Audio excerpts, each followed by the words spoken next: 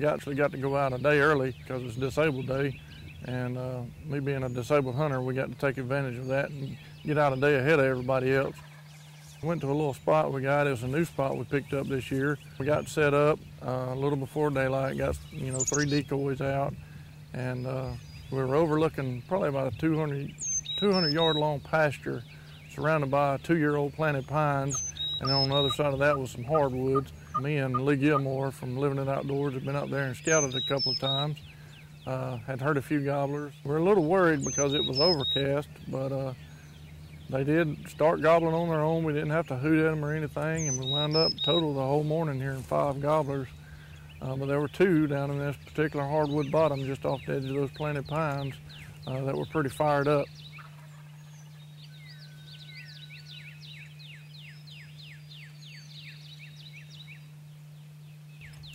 Lee called to them a little bit, and they answered him back, and so that was good. So we just, hushed for a while and waited for fly down time, waited for them to fly down and get on the ground.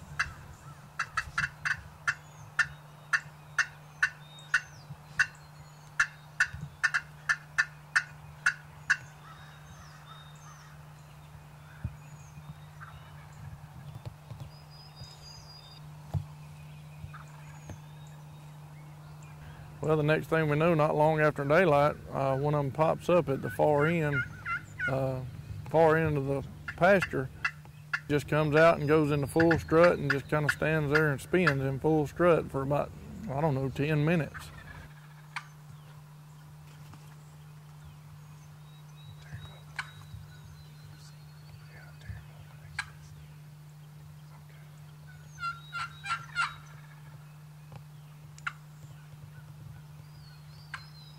After he gets done strutting for a little while, he decides to go back up into the pines and over toward the hardwoods, and we could hear some hens down in those hardwoods calling, so we knew we were going to have some competition.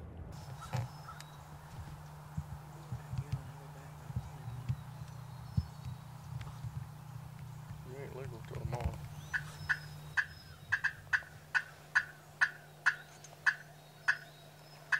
This doesn't sound like a flock.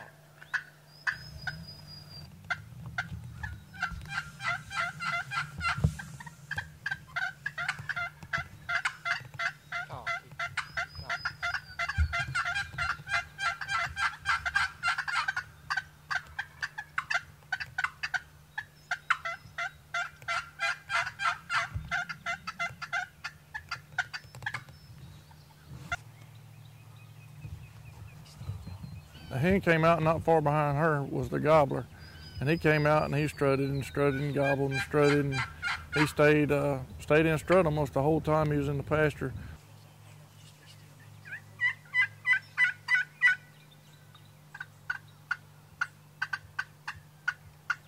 She's calling her.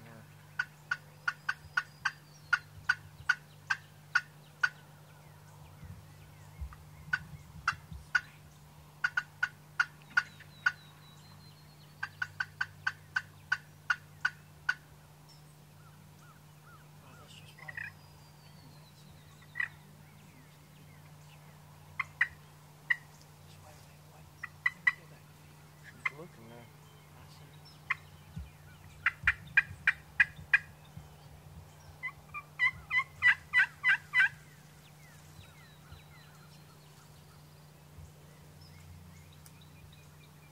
Big, ain't he? He is big.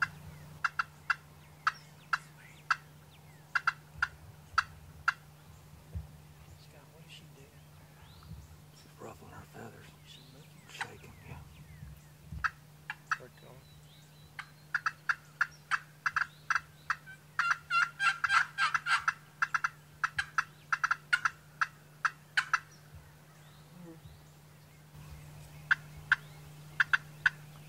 Oh, you got his attention here. He's coming this way. He's moving fast, isn't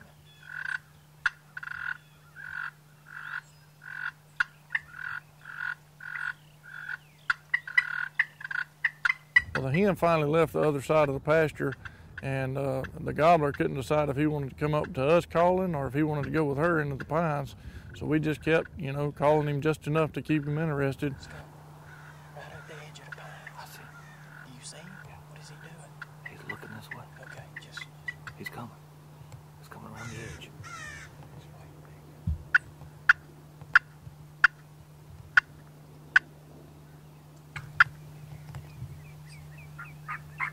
And we worked him all the way up the 200 yards up the pasture, brought him the whole way up, and got him within, I guess, about 30 yards.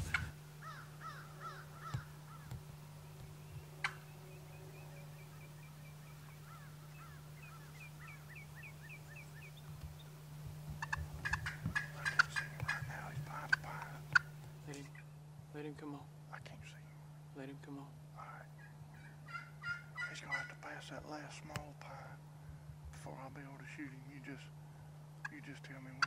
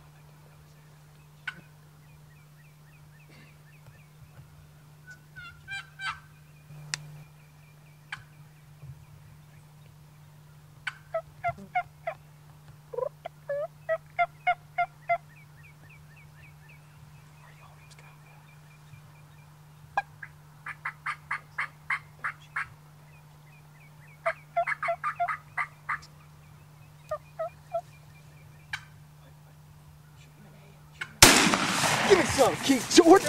Give me some, Well, he came in about 30 yards, and I was able to make a good clean kill shot when he turned sideways. And it was just one of the best hunts I've ever been on in my life, and got to see one strut that far in the open like that and come that far to us. And I was just proud that Living It Outdoors was there to be a part of it with me.